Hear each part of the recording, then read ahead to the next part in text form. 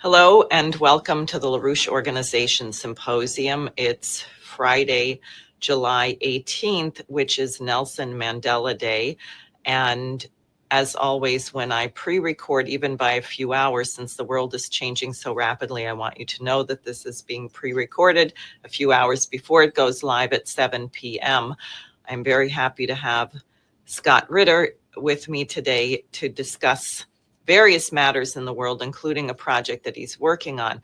Now, given that it is Nelson Mandela Day, I just wanted to bring up something that I was actually a little bit surprised by, which was the optimism of the former South African Foreign Minister, Naledi Pandor, who expressed her optimism in the global north in terms of what was done with the apartheid regime in South Africa. And I can report that the LaRouche organization, there's going to be a conference at the UN July 28th and 29th on the question of a two-state solution economic development plan. We've written a leaflet for this here, which itemizes some of the things, because people say, oh, well, the UN General Assembly, they can't do anything, it's powerless. You've got the US veto, etc. But in 1974, the UN General Assembly voted overwhelmingly not even to seat the all-white South African delegation. They rejected their credentials.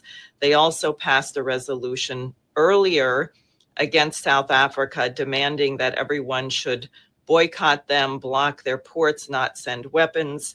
On November 4th, 1977, the UN Security Council, interesting, voted up a resolution which made mandatory for all member states an arms embargo against South Africa. So this was a remarkable mobilization of the world, which we have yet to see. But I think the more delusional and arrogant the policies of the West become, I think we are moving towards that. So I'm going to just stop with that, because Scott, I wanted to bring you on. I'm sure you have some thoughts already from what I've said, and you may have thoughts on Nelson Mandela Day. So please go ahead.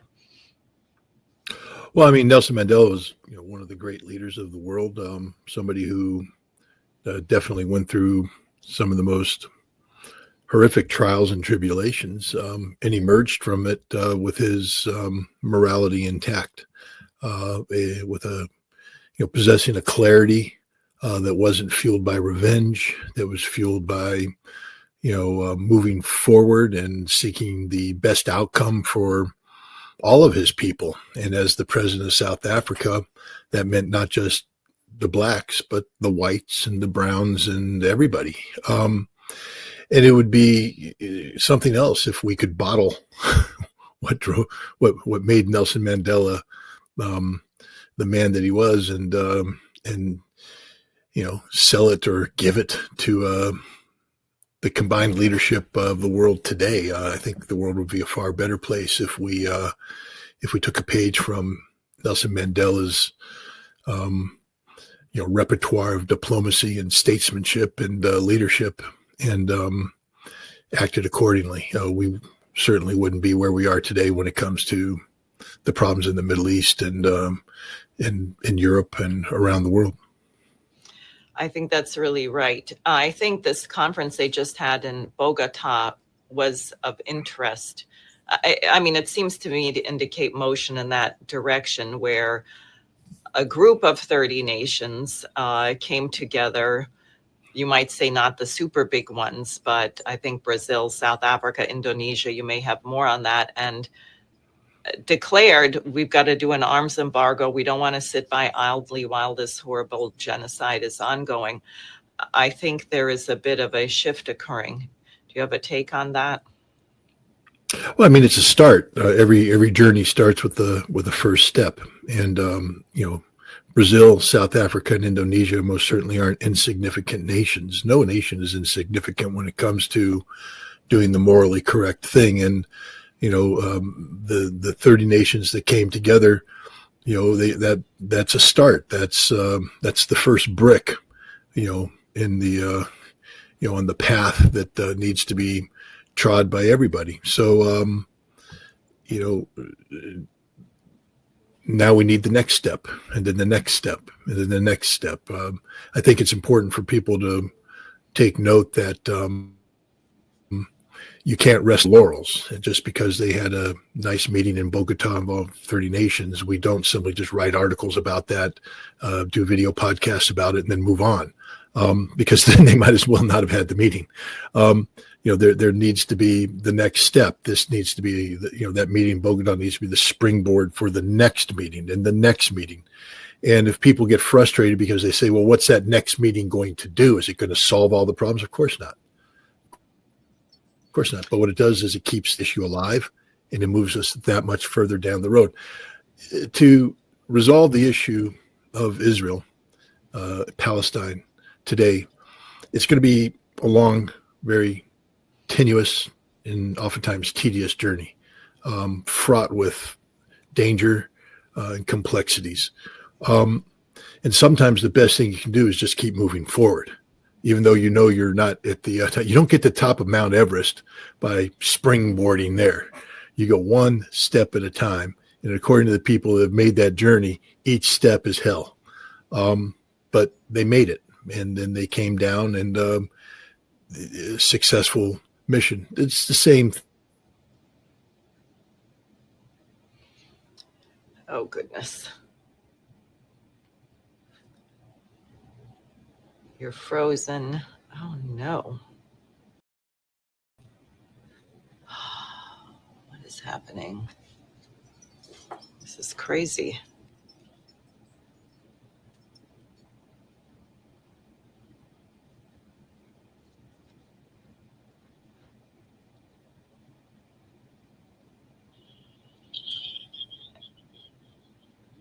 Oh, okay. I wasn't sure if it was your end or mine, so I'll just wait. See you in a minute.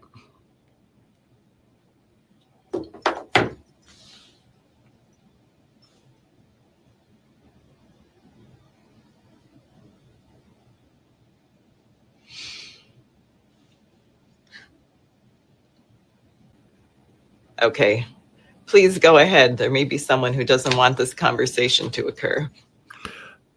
I can't remember where we were. I was so busy trying to get the internet back. Mandela and Israel and climbing Mount Everest. No, I'm just again. I think the 30 nations that came together is a good start, a great start. But we just need to keep the journey going forward. And the other thing is, journeys don't happen by sitting on your couch and watching other people take the step. People have to start, taking ownership of this journey, taking responsibility. Don't wait for other people to do it for you. If you're frustrated with the pace of things, if you're frustrated with things not getting done, then get up and do it yourself and find other people to work with you. There's a lot of people out there that want to get things done. Sometimes what's needed is a push, some leadership, some motivation. And I would just encourage people to stop being so negative, although there's a lot to be negative about, and start focusing on what needs to be done to get the job done. And stop waiting for other people to do things. If somebody is doing something and you don't have a better way of doing it, then help them, join them, work with them. But sitting there cheerleading on doesn't accomplish a damn thing. Right. And today, the Nelson Mandela Foundation says that everybody should take an hour to do something for someone other than yourself or less fortunate. And even though this is 7 p.m., if you haven't done that for an hour yet, you should do it now or do it tomorrow. On the Israel question, what is going on right now? What is this attack on Syria, the Druze situation? What does Netanyahu think he's going to gain by this? I mean, Syria is chaos personified. It's no longer a functioning nation state. I just remind all those people who cheered the downfall of Bashar al-Assad, this is what you got. And if you consider yourself to be pro-Syrian, there's nothing about what's happening today in Syria that is beneficial to the Syrian cause, the Syrian people, the Syrian nation. This is the end of Syria. And this is what happens when you start tinkering with a regime change in a vacuum. Iraq should have served as a lesson to all of the regime change proponents. Libya is another lesson that you don't build nations by getting rid of leaders you disagree with. Saddam Hussein, for whatever you thought of him, was the glue that held Iraq together. Muammar Gaddafi, whatever you thought of him, was the glue that held Libya together. And Bashar al-Assad, whatever you thought of him, was the glue that held Syria together. And getting rid of these three nations, especially since the powers that achieved regime change weren't internal forces, but rather external forces imposing, their vision of how these nations should be on people that didn't share that vision, weren't even aware of that vision in many cases, and vehemently opposed that vision. So this is where we're at. Israel is in a very difficult situation. Not that I bemoan their difficulties. The more difficult, the better for Israel, except that tragically, Israel ends up thrashing out at the people and nations around them, and they pay the consequences. But, Israel, viewed the downfall of Bashar al-Assad as the beginning of the end of the axis of resistance, the Iranian motivated and led collaboration between the Hezbollah in Syria, Hezbollah in Lebanon, Syria, pro-Shia militias in Iraq, Iran, Yemen. And this axis of resistance, and can't leave out Hamas in Gaza either, posed a threat to Israel. And Israel has been, seeking to achieve their defeat. And when Syria collapsed, it was part of a decades-long effort by the United States, Great Britain, Turkey, Syria, Gulf Arab states to get rid of Bashar al-Assad. And from the Israeli perspective, this broke the link, the physical connectivity between Iran and Hezbollah, and this was seen as an opportunity to strangle Hezbollah. But you all you did in getting rid of Bashar al-Assad is create a sea of chaos and anarchy. And what we're seeing is a manifestation of that. Anybody who thought that you could take Jolani, a literal head cutter from ISIS, Al-Qaeda, Al-Nusra, HTS, whatever you want to call his group, it's an Islamic-based terrorist entity, and you could put a suit on him, and suddenly he becomes civilized. You don't know what you're talking about. The man is a terrorist. He will always be a terrorist. He is the worst kind of terrorist, an Islamic terrorist who perverts the cause of Islam through the crimes that he commits. And he is supported by tens of thousands of like-minded individuals who have no problem with slaughtering men, women, and children. And what we're seeing in Syria right now is a manifestation of this, where Jolani's head-chopping terrorist cohorts have turned their sights on the Druze minority of Syria. The Druze are supported by Israel. There's a significant Druze population that is in Israel and also in the Golan Heights. Israel is very. Some of them are in the IDF. Is that not true as well? Are there Druze soldiers? Yes, the Druze who serve, the Druze who are Israeli citizens, and as I said, there's a significant population of them serve in the IDF. And so Israel is coming to the assistance of the Druze. And this is what we see. Now it's an interesting situation where the United States is being critical of Israel's actions. That's sort of a rarity. But again, they're being critical of Israel's actions in responding to the acts of Islamic terrorists who the United States has allegedly been in a war for over 2 decades to suppress. And yet we took a $10 million bounty off the head of the lead terrorist in Syria and suddenly shake his hand as the president, say he's a good man with an interesting experience. He's a tough guy.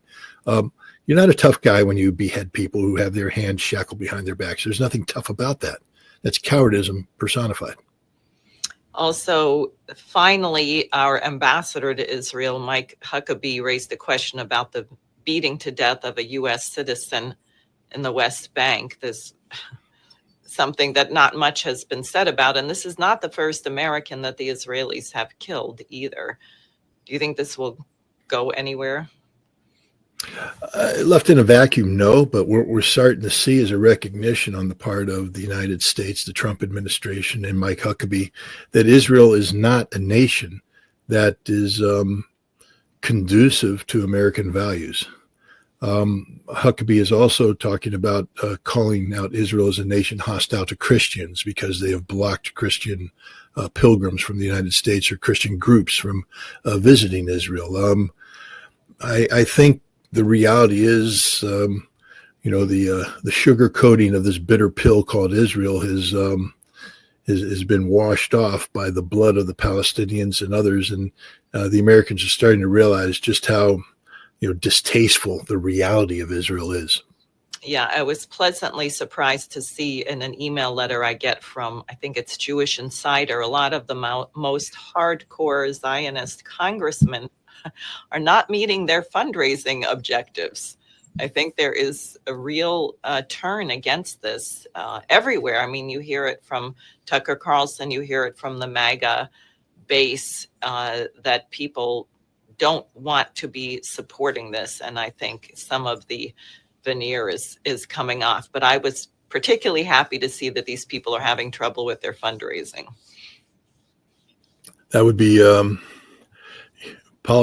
money is the root of all evil in politics. And the only way you clean up American politics is to take the money out of it. And if you want to clean up the pro-Zionist, aspects of American politics, it's one thing. Yes, you have to continue to confront them intellectually to show the vacuous reality of their ideas. But then you also need to follow up by starving them of the resources they need to continue. And it appears that the anti-Zionist voices are not only starting to resonate broadly amongst the American public, but the American public starting to take the appropriate action, which is deny the money. If you deny the money, they will wilt away and blow away. Hopefully soon. Now, I wanted to pull up this map because we've just had the unprovoked illegal bombing of Iran. We have this very kind of nasty festering situation with Azerbaijan. And of course, this is the north-south transport corridor, which has just begun working. I know Putin has referenced it a number of times, and I do think the ultimate target is Putin. Also, I just read yesterday 2 top AIPAC people were in Azerbaijan in December of 2024. I'm sure what they were doing there was not very nice, but do you think this has anything to do with what's happening lately in terms of exacerbating various situations as to disrupt this potential corridor? Well, we know, I think in 2019, RAND Corporation, and just so people know that RAND Corporation is a think tank with deep governmental ties to the U.S. military and to intelligence services. When RAND Corporation publishes a major study or something of that nature, it's not done in a vacuum. Meaning that the intellectuals at RAND didn't get around the table and say, "Hey guys, where in the world do you want to study today? Scott, would you like to do a deep dive on the South Caucasus?" No. What happens is the CIA, State Department, others are saying we need to find ways to disrupt Russia. And we want to look at, the different geographical hot points around Russia. Hey, Rand, could you do something on South Caucasus, or could you do a deeper dive into this? And Rand did. And the South Caucasus is one of the areas that Rand Corporation identified as being particularly vulnerable to outside intervention designed to create chaos and disruption, designed to, weaken Russia's influence in the region and weaken Russia as a whole, to be disruptive to projects like the North-South economic corridor. So Rand Corporation in 2019 has written something up that then makes its way into policymakers, who then begin to discuss it, and they'll use that as a foundation upon which they begin to formulate U.S. government policies, and also by extension this whole, and we've just now recently, people are waking up to the role played by so-called non-governmental organizations or these quasi-governmental fronts like USAID, and how they front the National Endowment for Democracy and how it fronts various entities and all this. It's all designed for regime change and for disruption, regional disruption. It's not meant for development and promoting democracy. And the U.S. government has, for the last 6 years, been working on creating disruption in the South Caucasus. We've seen that in the Republic of Georgia. We've seen that in Armenia, and we are seeing it in Azerbaijan today. And so there's no doubt what's going on in that region. I mean, to have AIPAC members in Azerbaijan, I think is, to discuss a couple of things. One, the continued flow of Azerbaijani energy to Israel through Turkey. And so getting the Azeris to do that. Two, Azerbaijan has served as a base for Israeli and American intelligence operations against Iran. And three, Israel promotes itself as a regional technology hub, business hub, economic hub, energy hub. And a key aspect of that is to find markets. And Turkey, Azerbaijan we have the Russian north-south corridor, but Turkey envisions a new Silk Road that provides connectivity from Turkey through Azerbaijan into Central Asia, where there are significant Turkic populations that extend all throughout Central Asia into China. And Turkey has this sort of pan-Ottoman type approach that they're going to resurrect. A caliphate-like structure with Turkey at the head of it, similar to what the Ottomans were doing in the past. To make that corridor work, though, you have to have connectivity from Turkey to Azerbaijan, which is done directly through the Nakhchivan exclave.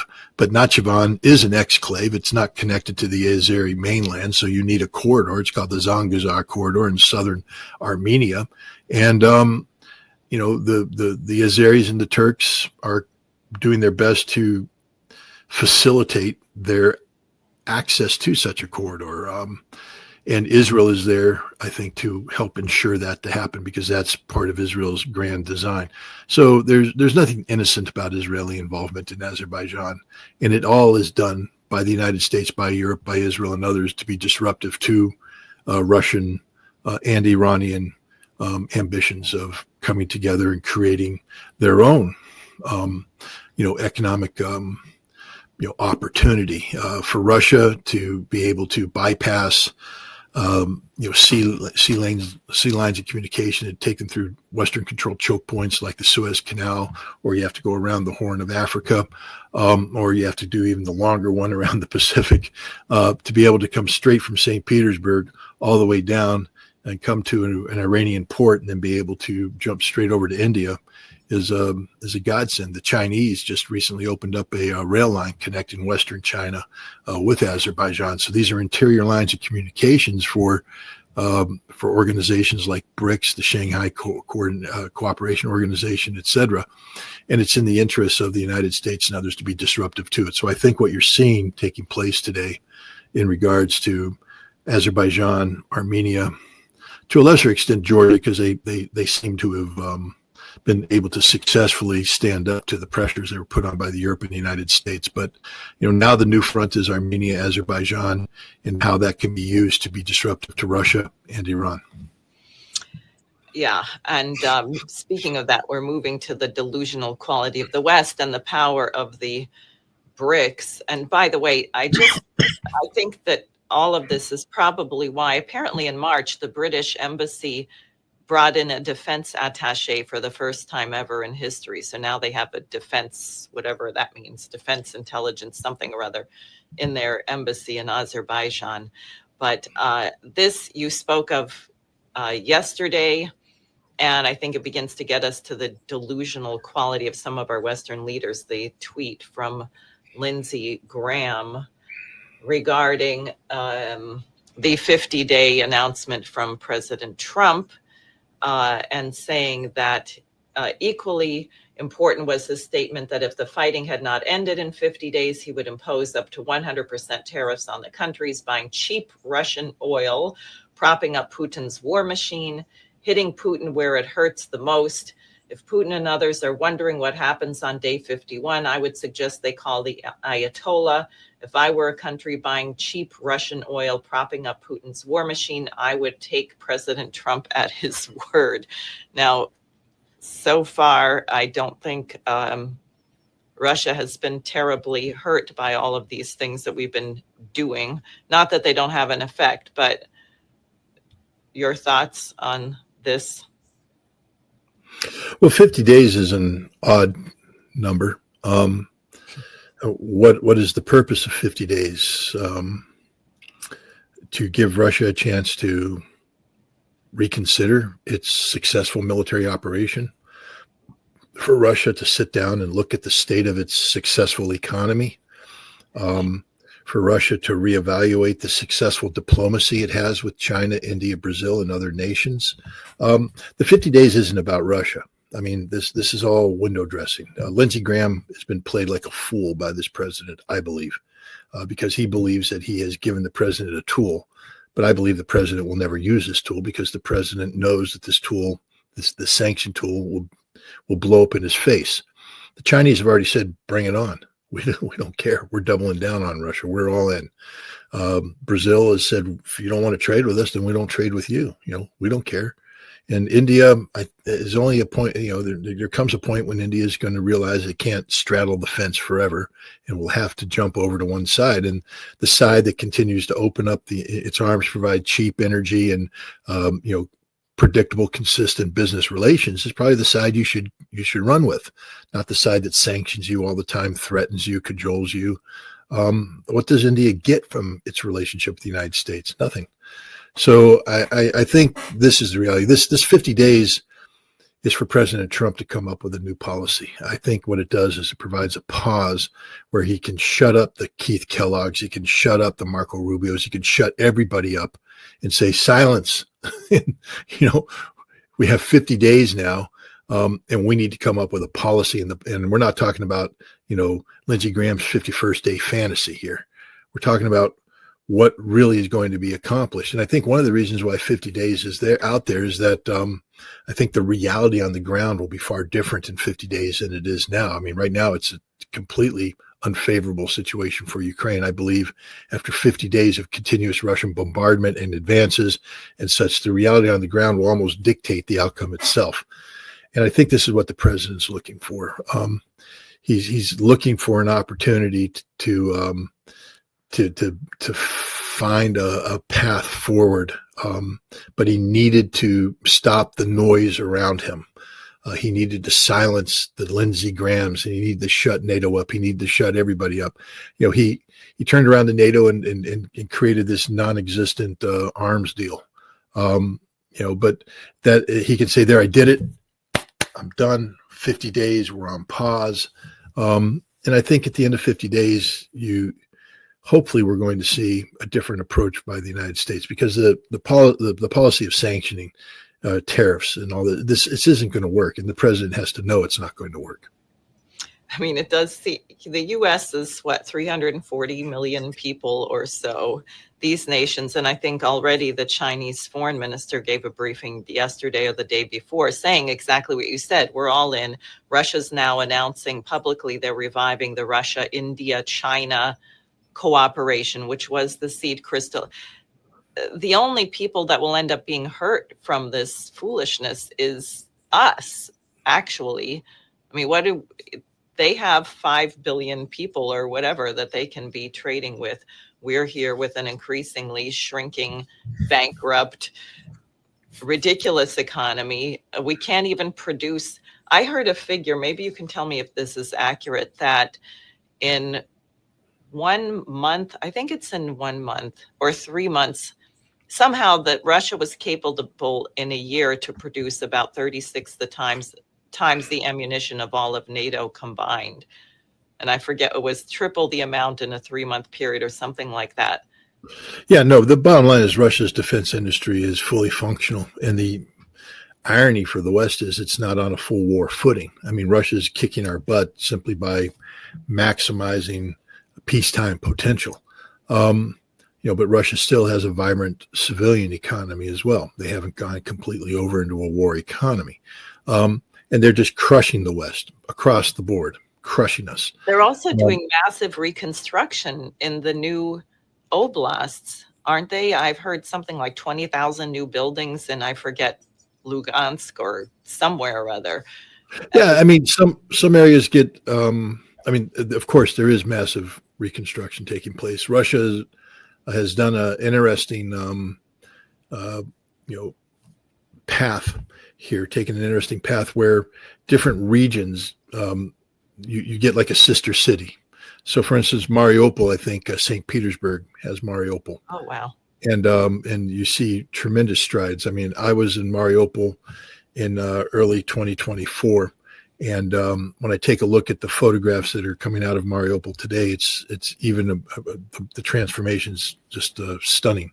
And you see similar things in Lugansk. There's other sister city relationships and such.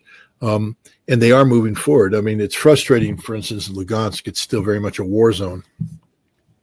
And the Ukrainians have recently started using drone attacks to destroy civilian targets, including infrastructure that's been, that's been reconstructed. So it's sort of a, 2 steps forward, 1 step back for the Russians right now. But the point is, the Russians aren't just sitting there doing nothing. As they reclaim their territory, they begin the process of bringing Russians up to Russian standards, to fully incorporate them into the Russian Federation, from an infrastructure standpoint and quality of life standpoint. And, this is something that a lot of people don't forget. The Russian war effort is so much greater than simply mobilizing troops for the front line. It is about, frankly speaking, redefining Russian society. Vladimir Putin has said that, the future leaders of Russia will be people who served in the special military operation, either in a military capacity or in a governing capacity, a civil capacity. But the bottom line is the furnace that is producing the next generation of Russian leaders, is the special military operation. So you're working on this 38 minutes documentary, which I think is really important. I just came back from a conference in Berlin, which was very interesting. There were a number of German and actually an East German industrial association that participated because Germany has gone mad, as you know. I think it was the defense minister, Boris Pistorius, who said that now we can get on with killing Russians or something. We made a mistake in World War II. What was that? What the heck was he talking about? As if people didn't think it was the right thing to defeat the Nazi regime. And then we had earlier, Tucker Carlson, I think, reported last year when it was around when Biden decided to send the long-range missiles, that people at the Pentagon thought there was a 50% possibility of a nuclear response or a nuclear war, and they considered that acceptable. And then Admiral Buchanan, who said at CSIS that after a nuclear war, we had to make sure we had enough weapons left to still be the hegemon, as if somebody wins a nuclear war. And I guess Starmer and Merz were just meeting yesterday to discuss their various kinds of military cooperation. And now France and Germany are talking about their nuclear cooperation. So Helga's point was punctum saliens. We're getting to a point where it's one way or the other of no return, and that definitely people, I don't think, are as clear on this question as they ought to be, particularly in the West. So maybe, why don't you just go ahead and say what you're working on and why? Well, I've been working on promoting nuclear disarmament between the United States and Russia my entire adult life.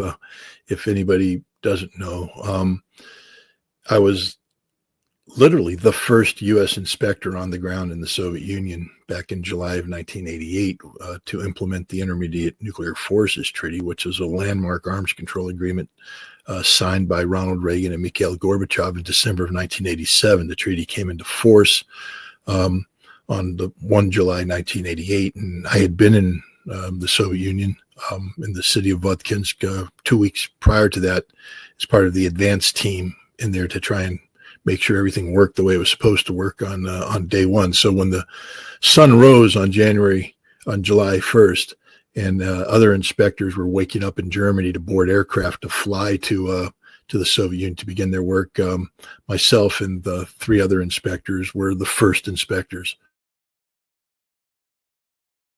Something I'm pretty proud of. If serendipitous, I didn't really do anything other than be in the right place at the right time, but it's pretty cool. But ever since then, I've been an advocate of arms control and nuclear disarmament. And today what we see is this, the momentum that we had started back in 1988 and continued through the START treaty, START 1, 2, and 3, has stalled. We have one remaining arms control relationship, treaty-based relationship with Russia, and that's New START treaty. The INF treaty is over, finished.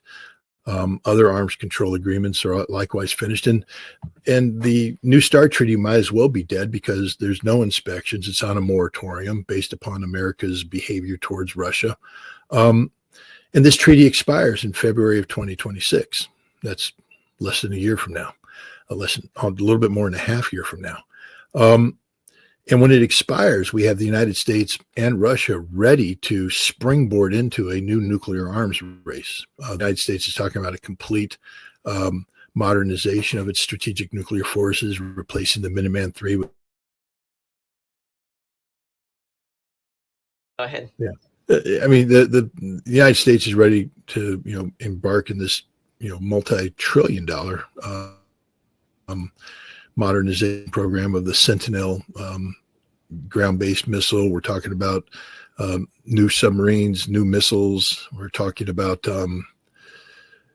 new bombers, the B-21, a new triad. And then, once this treaty expires, we'll go from having a cap on 1,550 deployed systems. And we're almost overnight, we'll get that up to around 4,500, and we'll probably be boosting it up to around the 12,000 mark. I mean, this is insanity. We're going to be deploying intermediate range missiles once again into Europe. This has prompted Russia to say that they will no longer respect the moratorium they had self-imposed on themselves. They will be deploying modern systems like the Oreshnik and others.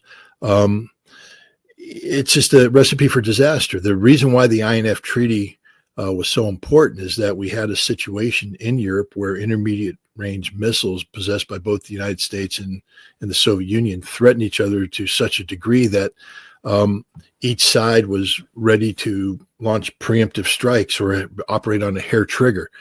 I always tell people that if we hadn't done the INF treaty, none of us would be alive today because we'd be dead through some mistake, some accident. But humanity was able to get a lease on life by getting rid of these weapon systems. And now we're getting ready to deploy them again as if, people have forgotten why we got rid of them to begin with. The world isn't different. The same problems exist. In fact, it's become even more dangerous. The tripwire will be even more sensitive. And now it'll be attached to a nuclear arms race that, with strategic weaponry, and we're headed down a highway to hell. And so I wrote a book to talk about this very problem called Highway to Hell. And the book lays out in very stark detail the danger that's posed by all of these weapons. But as I've said before, if you're going to shout that there's a problem, then you probably want to come up with a solution. Last year, I initiated something called Operation Dawn. And Operation Dawn was an effort to mobilize the American public opinion to make sure that in the presidential race, the issue of arms control, the issue of preventing nuclear war, was present. And we were very successful because of the work that we did. And this couldn't have been done without the support of everybody, including yourself, Diane. The work that in the LaRouche organization as well, very supportive. The work that we did got an op-ed piece published in The Hill written by Donald Trump Jr. and RFK Jr. These were two people close to Donald Trump. It wouldn't have been published without the approval of Donald Trump. And so it was the only time any one of the major candidates, made a position statement about where they stood on, bringing the conflict in Ukraine to an end and preventing a nuclear war with Russia. This op-ed came out right at the time when Joe Biden was getting ready to sign an agreement with Keir Starmer that would allow the Ukrainians to use U.S.-provided ATACMS missile to their maximum range. That is, to give them the ability to launch 300-plus kilometers into Russia, striking strategic targets. And the Russians had just promulgated a nuclear doctrine that said, if you do this, we will be responding with nuclear weapons, or at least have the right to. People thought that maybe the Russians were bluffing. They weren't. On September 13th, the day that Biden and Starmer were supposed to meet in the White House and sign this document, Anatoly Antonov had made a phone call to American officials, basically that if this decision goes forward and Russia is struck, the Russian retaliation will not be limited to Europe, but will include Washington, D.C. I'll say that again, just so people understood. The Russian retaliation would not be limited to Europe. It would include Washington, D.C. We'd all be dead because that's a nuclear war. Fortunately, Biden got the message and they didn't sign that document. But later on, in November, the Biden administration had made a decision that they needed to push this issue forward. And this is where you were talking about Rear Admiral Buchanan, the director of plans for Strategic Command, in a presentation made at a Washington, D.C. think tank, basically said, we're ready to hook and jab with the Russians, right? We're ready to have nuclear exchange with Russia. We're ready to do this, and we will win. That's their feeling. They will win. I thought this was just posturing. But again, part of Operation Dawn was to take this issue forward and see if we could get some changes. At the time, the Biden administration was ready and had signed off on long-range strike. It was going to happen. And the Russians were saying, if you think we're bluffing, we're not. One of the things I did is go to Congress, and I met with a very senior Democratic congressman. And I said, you're one of those people in the know, without giving away national secrets. Do we think the Russians are bluffing? They said, no, it's the opposite. The CIA came in and briefed us and said that the Russians aren't bluffing. And he said that wasn't the scariest part of the briefing. The scariest part of the briefing was that the Biden administration people in the briefing at the highest levels said, that's okay. We're ready to have a nuclear war with Russia over this issue. Ladies and gentlemen, that's November of last year. The Biden administration was ready to have a nuclear war with Russia over Ukraine. And what we were able to do with Operation Dawn is take it a step further and get pressure placed. We couldn't get pressure on the Biden administration. That was one of our goals. But we were able to open the door to the Trump administration. And the idea was, if Trump could issue a statement that said, if I'm president, I won't continue this policy. He provides a window of hope for the Russians, and maybe the Russians won't, implement their nuclear doctrine. And sure enough, Donald Trump did just that.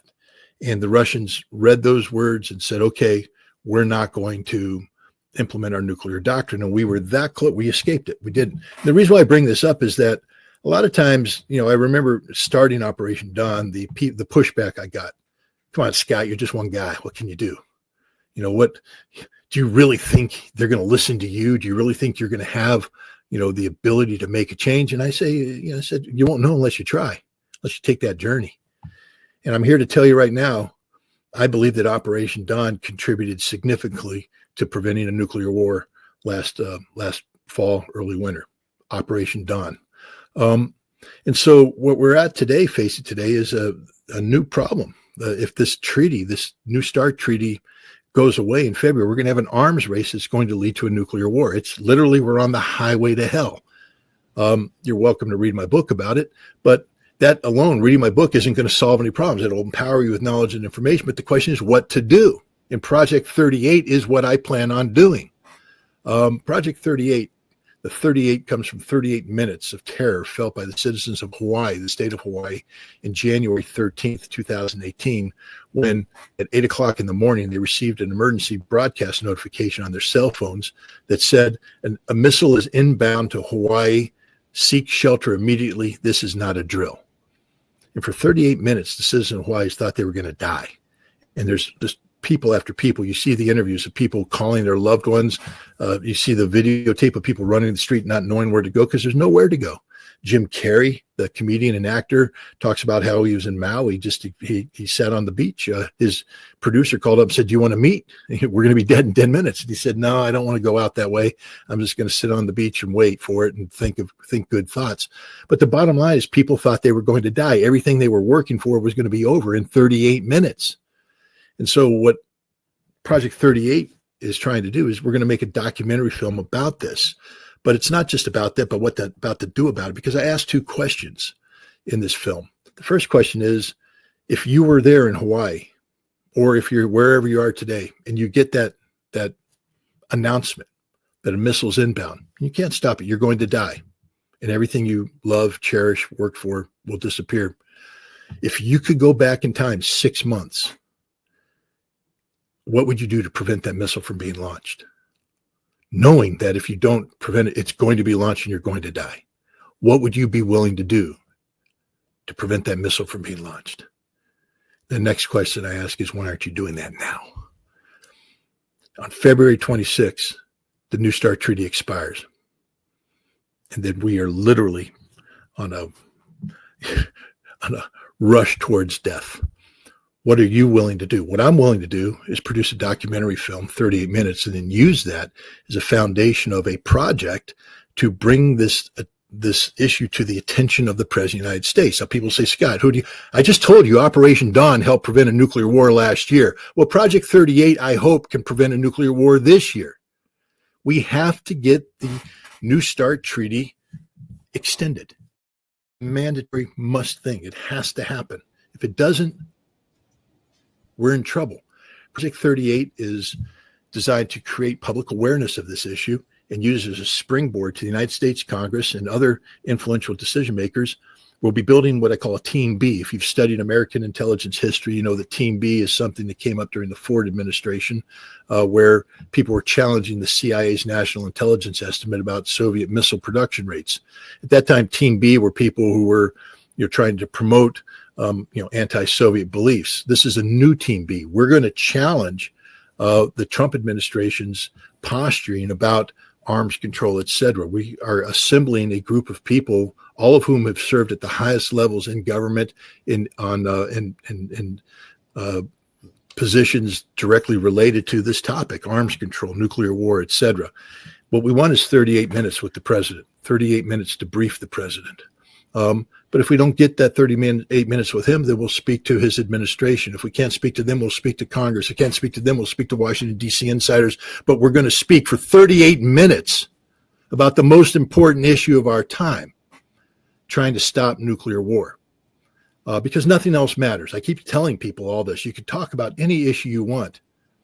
If there's a nuclear war between the United States and Russia, nothing else matters. This should be your top priority. That doesn't mean you can't walk and chew gum at the same time and work on other things. But if you aren't talking about trying to stop a nuclear war, then you might as well not talk about anything, because nothing else matters. So the Project 38 is an effort to do just this. I asked myself the question, if I could go back in time 6 months, what would I be willing to do to stop a nuclear war? And the answer is Project 38. Why aren't I doing it now? I am. The question is, why aren't you doing it now? Tomorrow, on Saturday, I got a fundraiser. It'll be the first of several. Tomorrow. This project it is tomorrow. Yeah. Yeah, I didn't know if we weren't supposed to use times or anything like that. That's fine. Yes. So I was trying to be sensitive to that. But tomorrow, there's a fundraiser here. It's the first of what will be several fundraisers. This is an ambitious project. And ambitious projects come with, prodigious expenses. Making a movie ain't cheap. Carrying out this kind of, one of the goals in the end is to do a public presentation at the National Press Club, similar to what we did with Operation Dawn. But that ain't free. it needs money. Bringing people of the talent, the level of talent that we're talking about together, requires the ability to pay for travel, pay for hotels, pay for food. It doesn't happen for free. So we're going to start a fundraiser. All I would say is that for the people that have enjoyed your life since December of last year, that's probably because of the generous support you gave to Operation Dawn. If you want to enjoy life going forward, you might want to consider providing similar support to Project 38. Great. When will the film be done? I saw the trailer, which is excellent. Well, the goal is to have the film done by the end of September. Again, it's funding contingent, right. I can only do what the budget enables me to do.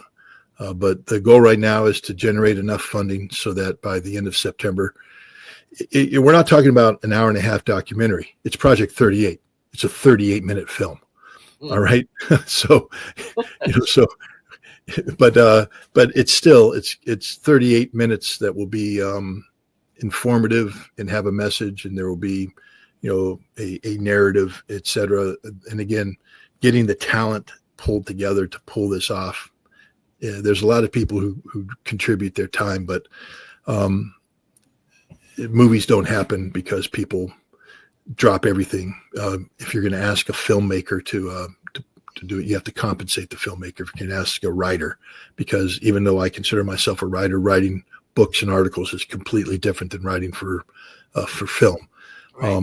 So we need a writer who knows how to capture my ideas and turn it into 38 minutes of hard punching narrative, and then we have to do it. You have to physically go and interview people and such.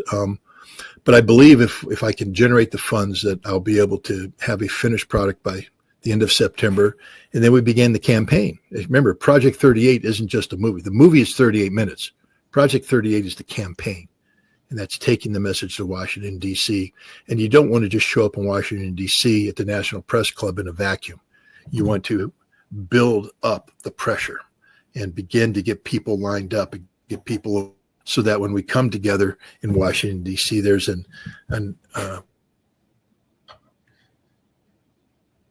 cooperating, but there'll be an atmosphere of expectation.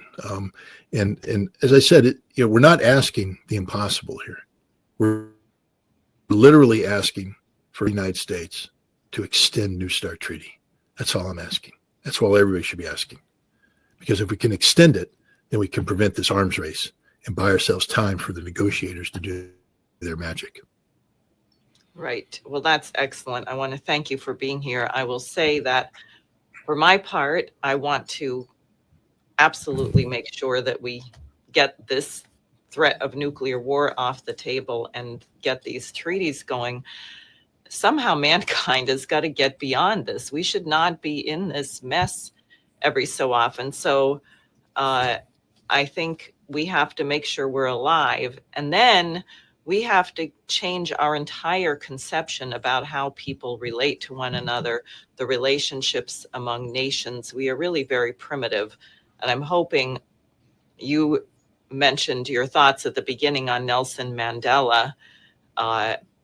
His outlook has to become what actually shapes human relations, and not this crazy totem pole who's on top hierarchical nonsense where you always have to find an enemy. I mean, I keep saying why we could have chosen Canada or Brazil or, why did we choose Russia, China? I mean, I know there's certain geopolitical reasons and who has to be the superior, whatever. But we're not superior in much of anything at the moment. So that doesn't seem to have worked terribly well. No, but we shouldn't be thinking in terms of superiority and supremacy and exceptionalism. We should be thinking in terms of equality and sovereignty and, doing the right thing. I was raised as a kid with the golden rule: do unto others as you want done unto you. And I would say that's probably a good way to go forward in life. Treat others as you want to be treated, and suddenly you find that maybe the world's a better place to live in. Yes, and I think that's actually American, at least according to John Quincy Adams. That's the idea. So thank you very much for being with me, and I hope some people will be there tomorrow. I sent the invitation to your fundraiser to my whole list in the area, and we'll collaborate. Okay, well, thank you very much.